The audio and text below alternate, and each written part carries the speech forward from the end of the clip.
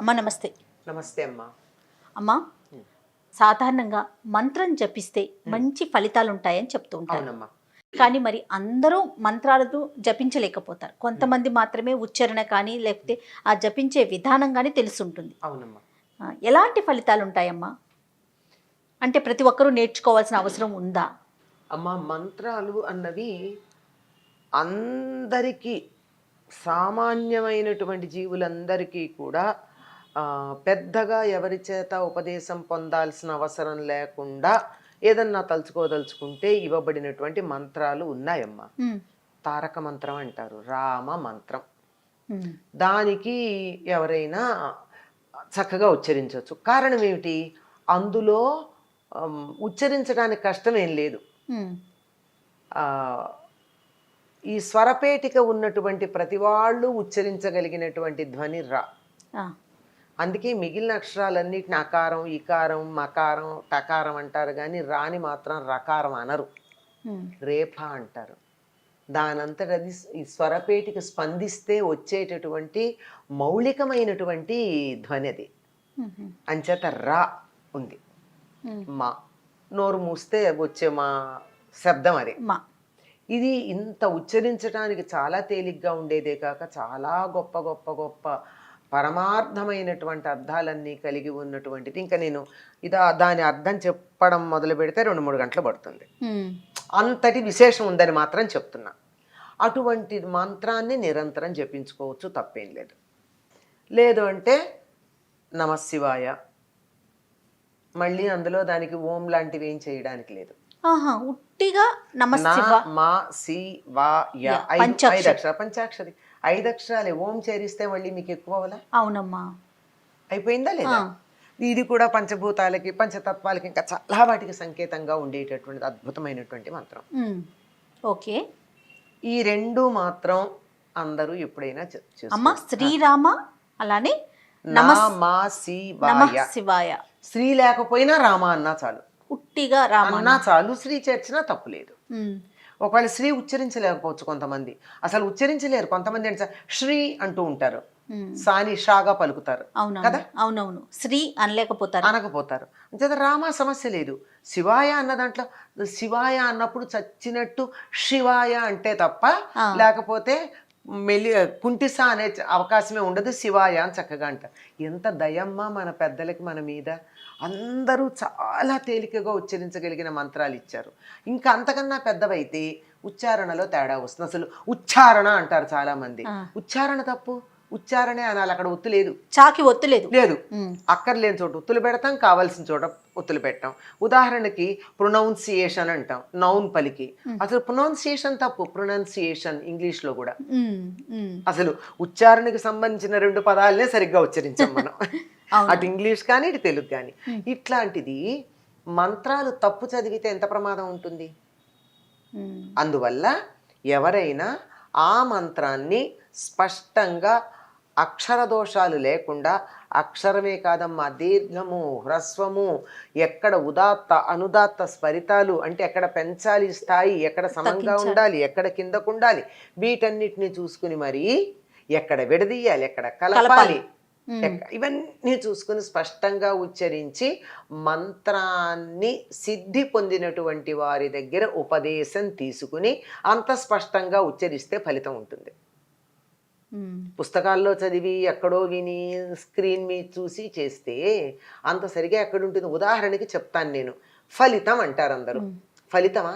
కాదు కదా, ఫలితం అనాలి.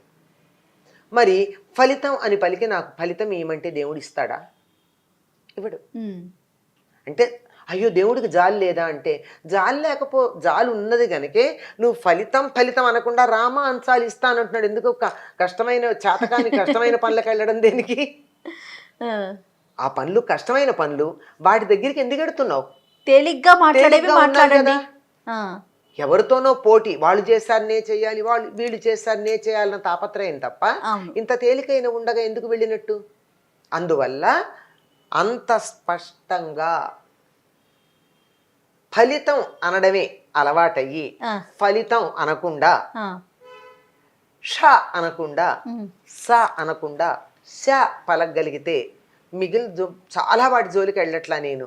కొన్ని మాత్రమే. ఇది మాత్రమే బాగా అందరూ అంటూ ఉంటారు కనుక చెప్తున్నా. ఇవన్నా లేనటువంటి వాళ్ళు పెద్ద పెద్ద మంత్రాలు మేము చదువుతాం అని పెడితే ఎటువంటి ఫలితం ఉంటుంది? ఎందుకు ఉండదండి అంటే ఉండదు. ఎందుకు ఉండదు అంటే కొన్ని మంత్రాలకు అసలు అర్థాలు లేవు. అర్థం తీస్తే డిక్షనరీలో ఇది ఒక బీజాక్షరం అని ఉంటుందే తప్ప మంత్రానికి అర్థమే ఉండదు. ఎందుకు అర్థం ఉండదు అంటే అదంతా కోడ్ లాంగ్వేజ్. మరి ఎలా అర్థం చేసుకోవాలమ్మా? అర్థం చేసుకోనక్కర్లా, మంత్రం చదివితే చాలా. ఆ మంత్రాన్ని అంత స్పష్టంగా ఆ మంత్ర అధిష్టాన దైవం పేరేదో చెప్తారు కదా, ఆ దైవాన్ని మనసులో పెట్టుకుని ధ్యానం చేస్తూ ఈ మంత్రాన్ని ఉచ్చరిస్తే సరిపోతుంది. ఎట్లా, ఎందుకు ఇట్లా, దీనికి ఇలా కోడ్ లాంగ్వేజ్ అని ఎందుకు అన్నారు? అందుకే మంత్రం రహస్యం అంటారు. రహస్యం అంటే తీసుకెళ్లి బీరువాలో దాచిపెట్టి ఎవరన్నా వస్తే ఇట్లా దాచిపెట్టేసి కొంగు కింద పెట్టి అని కాదు అర్థం. It is coded. ఆ కోడింగ్ ఎలా ఉంటుంది? కోడింగ్ అంటే ఉదాహరణకి నేను మీకు ఏదైనా మెయిల్ పంపించాలనుకున్నాను. మీ మెయిల్ ఏదో ఉంది, మెయిల్ ఐడి ఉంది. ఆ మెయిల్ ఐడిలో నేను అక్కడ డాట్ పెట్టలా, రాదు కదా, రాదుగా. దాన్ని మనం మామూలు భాషలో ఏమంటాం? ఫుల్ స్టాప్ అంటాం. మెయిల్ ఐడిలో ఏమంటున్నాం? దాన్ని డాట్ అంటున్నాం, లేదా హ్యాష్ అంటున్నాం, ఎట్ ద రేట్ అంటున్నాం, లేదంటే అండర్ స్కోర్ అంటున్నాం, లేదంటే డాష్ అంటున్నాం, లేదంటే అపాస్ట్రఫీ అంటున్నాం. దీనికి ఏమన్నా అర్థాలు ఉన్నాయా? లేదు కదమ్మా. అదొక లాంగ్వేజ్ అంతే. ఆ లాంగ్వేజ్ మన భాషకు సంబంధించింది కాదు.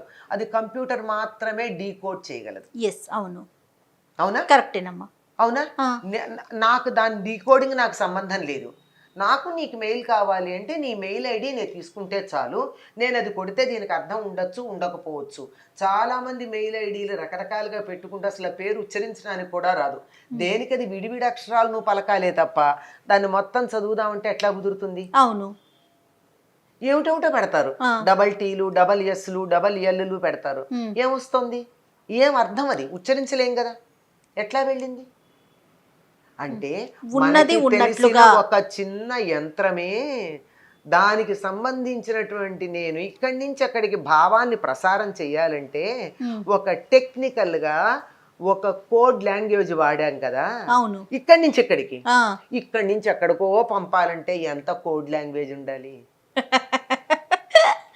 ఎంత బాగా చెప్పారమ్మా. కోడ్ లాంగ్వేజ్ ఉండాలా వద్దా? అవును, ఖచ్చితంగా ఉండాలి దీన్ని బట్టి. మరి అందుకని నీకు ఆ కోడ్ లాంగ్వేజ్ స్పష్టంగా వచ్చి ఎక్కడ అండర్ స్కోర్ పెట్టాలో, ఎక్కడ క్యాపిటల్ పెట్టాలో, ఎక్కడ నార్మల్ లెటర్ పెట్టాలో కోడింగ్ జాగ్రత్తగా వస్తే చాలు. దాని అర్థంతో పని లేదు.